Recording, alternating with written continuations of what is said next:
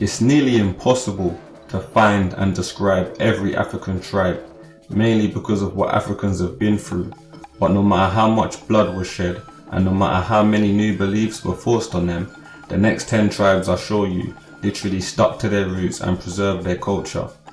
We've been left with the notion we don't know what tribes were enslaved, but with a bit of research and investigation, we can start to peel back the layers, find their names and speak their names to honour their fight and survival. Let's go. At number 10 we have the Shambha.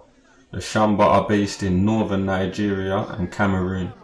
The Shambha are said to come from two similar speaking people who come together to form an official tribe. They were victims of slave raiding by the Fulani jihad during the 17th and 18th century. It got so bad that they retreated to the mountains, reformed, then attacked the Fulani slave raider caravans in their region. At number 9 we have the Wolof. The Wolof are situated in Senegal, Gambia and Mauritania. Origins of the Wolof are debated, but the popular belief is that they originated in the north and began to migrate southwards into Senegal and Mauritania. This is a popular theme throughout. I wonder if the Wolof were fleeing from Arab takeover or even teaming with Arabs. If you notice, the Arabs have taken over North Africa now. Egypt, Morocco, Algeria, etc. The Wolof founded their own kingdoms and even empires, but as you may have guessed, warring with other empires led to the enslavement of Wolof people. Most Wolof today are Muslim and sometimes debate about which ancient traditions fit in with their new belief system. At number 8 we have the Abron. The Abron are based in Côte d'Ivoire, Ghana and Burkina Faso. They were a part of a wider ethnic group, but again, the Abron are believed to have come to the western Greenland part of Africa from a more southeastern region, closer to the desert. They were situated in the Gold Coast slaving areas, and many Abron got caught up in the human trade. Because so many of them were taken, they were given a specific name in Jamaica, the Carimantes.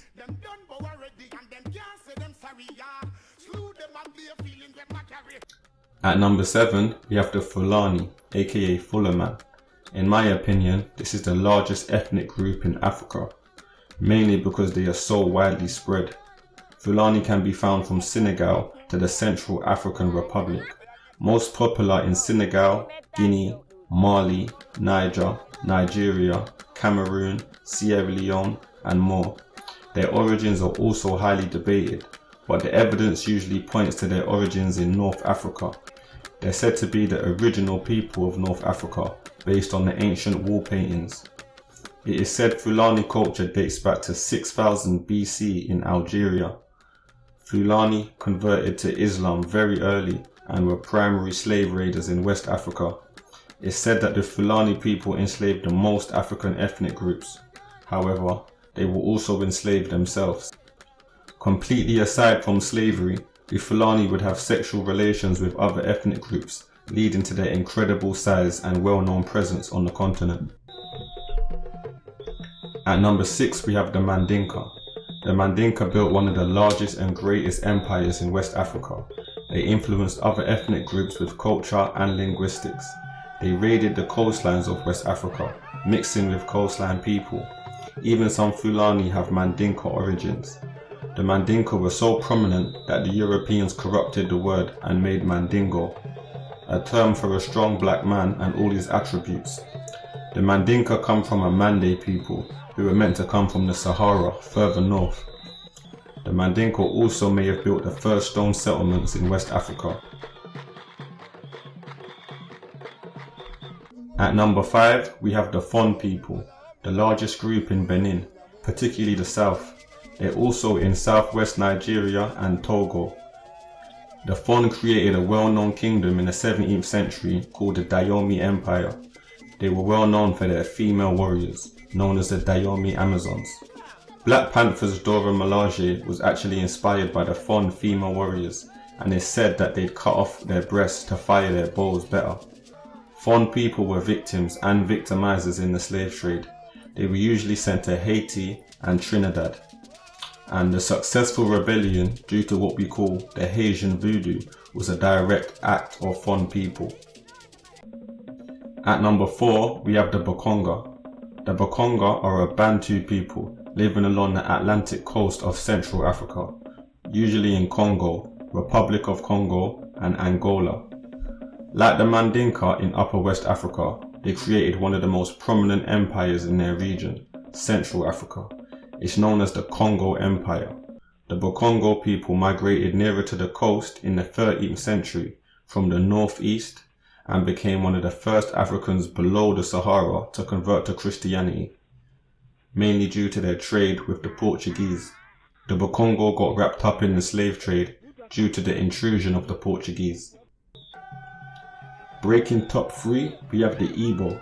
The Igbo are an ethnic group native to Southeast and South Central Africa, one of the largest ethnic groups. Even though the origins of the Igbo are debated, they've had a strong presence in Nigeria for thousands of years. The Igbo got caught up in slavery due to the Aro Confederacy. The Aro people were an Igbo-speaking subgroup who moved to the Igbo mainland due to a growing demand for slaves and palm oil. The Aro would usually sell Igbo slaves to the Europeans. At number 2, we have the Yoruba. Yoruba are in southwest and north-central Nigeria, as well as south and central Benin. The Yoruba are another super large ethnic group. In North America, the Yoruba may be one of the most recognizable sets of Africans. The Yoruba were the dominant cultural force in South Nigeria as far back as the 11th century. The origins of the Yoruba can be placed before the Oyo people.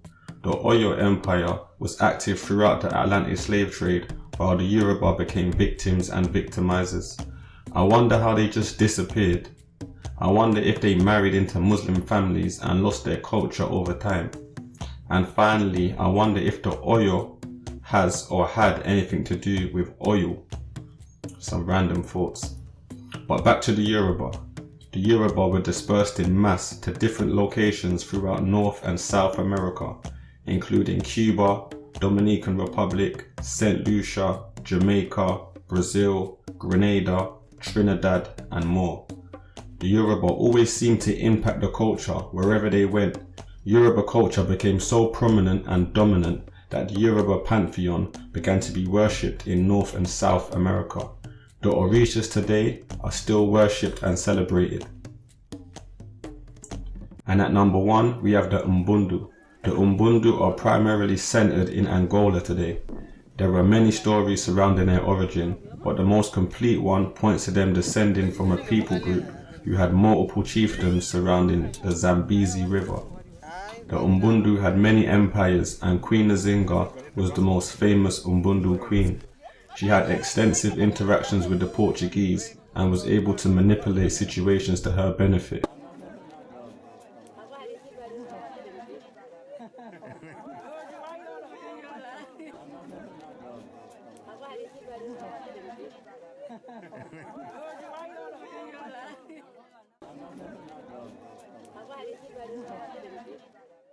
Because the demand for slaves was so high in that region, a war started, and the Bakongo Empire started slave raiding Umbundu kingdoms. The presence of Umbundu became so high in Brazil that they began to influence the entire slave culture. Most slaves were war captives, and with the help of Umbundu captives, they were able to develop a form of martial arts that they disguised as dancing, called Angola. I wonder if that's how Angola got its name. Angola later became Capoeira in Brazil. I guess they just wanted to change the narrative. Capoeira is one of Brazil's strongest cultural indicators and will always lead back to the undeniable Umbundu influence all over South Africa. And that's all for now. They can change the names, but they can't hide the facts. Stay safe, and I'm out. Ruben, what we are gonna do them? Slew them! Who them? Who them? Well done. Yo, so me say again. Slew them up, bare feelings them a carry. Them done but already and them can't say them sorry, yeah. Slew them up, bare feelings them a carry. You know want do them something for me again? Well, you what you with name? Who them a coulda what that them a try? Them got this king still a see what you all of them die out. Who them a me go see them with them spell? Them this money well and them soul gonna hell yeah. Who them a coulda who them walk us? Them this Marcus I know them all by the dust yeah. Who them a me go tell them fist flirt? Tell them can't this mama hurt. You know see a dead man them, dopey man them, and not no with them. If I have it burn them don't condemn. I be a dead man them. Them don't know like me, I'm